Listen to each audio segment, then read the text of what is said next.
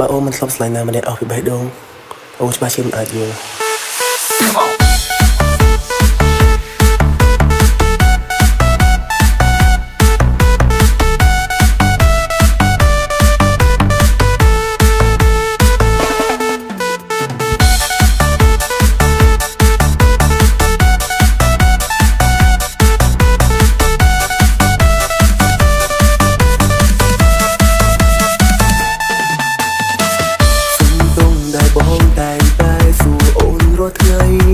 សួរថាអូនស្រឡាញ់បងទេ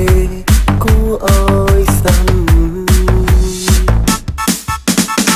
សុំពងដែលបងមានចិនចង់អៀតសង្ស័យសួរនាំចង់ដឹងគ្រប់រឿងគ្រប់ពេលអូនប្រកាសជាធន់ហើយសុំពងដែលបងចូលចិនទៅនឹងក្បែរអូនធ្វើឲ្យអូនថាត់ពងមានពេល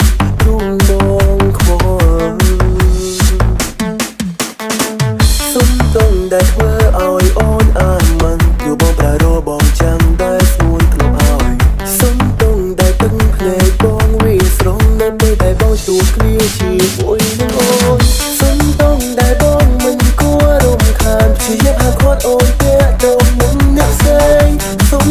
ទងទាំងដែលប្រាំបងមិនទៅថាបងស្រឡាញ់លើហើយប្រាំបងមិនទៅថា